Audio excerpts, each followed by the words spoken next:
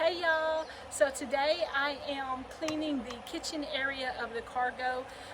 Typically whenever Cornbread and I go on a trip, as soon as we get back, I'll clean it and kind of restock it, but I just haven't had a chance to do that, so I'm doing that today. But while I've been doing it, I thought about 3 lessons that we learned during the build and after the build of our slide out system for the kitchen, and I thought what a perfect opportunity to share those with y'all. So that's what we're going to discuss today. Okay, so lesson number 1, and as you can see, I moved in front of the cabin. The cargo is sitting directly in the sun and it's an extremely hot day. But lesson number 1, and which I think is probably one of the most important lessons, and I'm not going to just say this because we are YouTubers, but I think watching videos should be your number 1 thing you should do. 1, you're going to get to see ideals out there that you may not have thought about, such as, do you want to do a DIY project like we did? Do you want a kit system? And before you start drawing out, before you start designing it and doing the construction part of it, watching YouTube videos should be your number 1 priority, so that you can see exactly how you want to design your kitchen system. It's simple, it's very, very simple. That's, my number 1 recommendation is to watch lots and lots of YouTube videos. Simple, guys. So before we start lesson number 2 and lesson number 3, which I think those two kind of tie in together, I wanted to come over by the creek because I wanted to show you a little bit of what I've been dealing with. And we've been getting a lot of rain here in Tennessee, and I'm going to drop a video of how high the water has been. It's gone down quite a bit now. I'm going to spin it around so that you can kind of see the area. So the water actually got all the way up here to this board here, but now you can see, I can see the steps again, and they're quite muddy, so I'm gonna have to get down there and clean. And the water is still high compared to what it traditionally is here, but it's slowly going down. Okay, so lesson number 2 is, if you have plans to lift your cargo, I suggest that be the next step. Before you start designing or doing any kind of build, go and get the cargo trailer lifted if that's what you want. And that's going to lead into lesson number 3, but I think Cornbread and I have had our trailer now 5 or 6 years. We bought it the end of 2020 or the first of 2021, I can't quite remember. And we have traveled all out west. We never had any intentions of having the cargo trailer lifted, but it was time for a little maintenance on the cargo. We needed new tires, we needed the axles checked. So at that time we decided that we were going to go ahead and have the cargo lifted. And that is going to lead us now into lesson number 3. And that is to know how high or how low your slide out system needs to be, because you want the person that is going to be doing the cooking and the cleaning back there the majority of the time to be comfortable when they're doing so. Now, in Cornbread's defense, we built our slide out system before we had the cargo lifted, and it's a little bit high for me, but it's gonna be fine, I promise.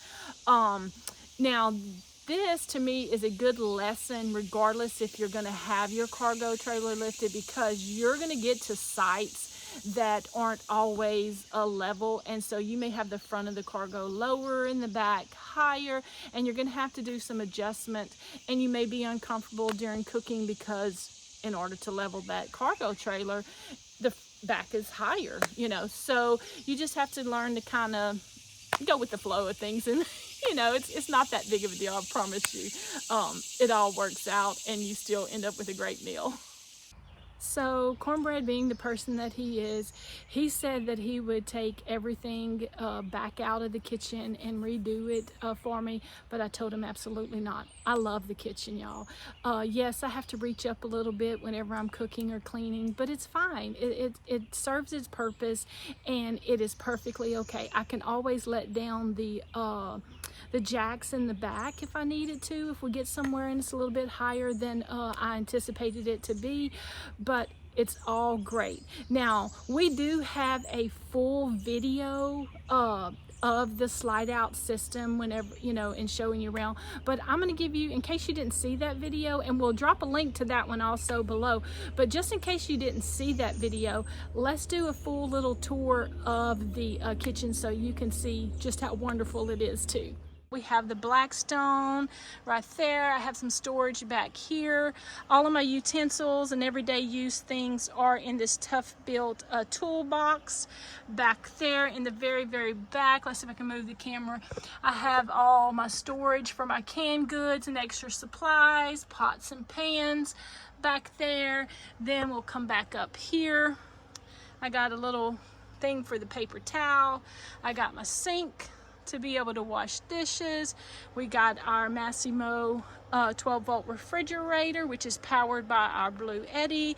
Then I have all of my coffee supplies and things, and I keep them in this little box right here. But it works great. I absolutely love this kitchen setup. So like I said, I've been cleaning the cargo most of the day. I think I need a little snack. Now, I've done popcorn on my 17-inch Blackstone, but never on this one. Let me move those kernels in. They kind of, I want them all grouped in the middle. So hopefully we can see that this Blackstone will make them just as good as my other one. Get all that moved.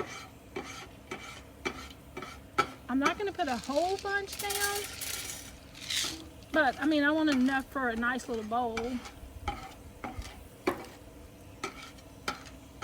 Get all of that just kind of in the middle and kind of flatten them so they all touch in the surface of the Blackstone. Now the key to this, you can see one's already popping. The key to this is when you put this dome on it, don't be tempted to move the dome off of it, because then all your popcorn is going to go everywhere. Kind of just listen and you'll be able to tell when the kernels have kind of stopped. Now if you want to, you can move the whole little basket like this. It'd be just like if you were popping them on the stove in a skillet or something of that nature, and you're keeping it covered. You're just kind of listening to see that all those kernels are getting popped. I'm just kind of moving around. I hear them all. They sound good. They're still popping. Let's move this over here so we'll be able to scoop all that up once it's done. They're still going. I don't want to burn any, so we're listening. I'm gonna make sure the fire's turned down a little lower. I still hear a few. Oh, I think they're all done, y'all. So let's get the fire turned off. Oh, one just popped completely. I don't know where that one came from, but it popped completely out. Let's see what we got. Oh, wow. Oh, that looks good. Now, you see? That's why. That's why. They're popping everywhere. That's why you have to listen and make sure that they're all popped, because there was a few, obviously, that had not popped completely. This is going to be a nice little treat. Okay, now that we have all the popcorn actually in the bowl and not popped everywhere, I'm going to sprinkle a little salt. I like salt on mine. Don't you guys love these little retro salt and pepper shakers that I found? I love little things like that. But I'm going to salt these up, and then we're going to meet back at the picnic table so we can wrap up this video. Okay, now that the popcorn isn't flying everywhere, and we can cool off a little bit in the shade here, let's recap just a little bit. So lesson number 1 is to watch lots and lots of YouTube videos before you design anything, so that you can even get an idea of what you do like. Lesson number 2, if you're going to have your cargo lifted, do that next, so that you don't have any issues with your third lesson, and that is making sure that the height of things match the person that's going to be doing the majority of the cooking and the cleaning back there. I hope you've enjoyed this quick little video and those 3 little lessons that Cornbread and I have learned along the way, and maybe it'll help you with your build. I'm gonna enjoy this popcorn, sit here by the creek. Every afternoon I usually have this blue heron that comes flying by, so I've been trying to catch it on film and I still have not been able to do it. But I'm gonna sit here, enjoy the popcorn and a soda, and then I think I'm gonna go take me a nice cold shower because y'all, it is so hot and it's not even July yet, so I hate to even see how July is gonna be. It's gonna be a hot summer. But thanks for watching, and we will see you in the next adventure.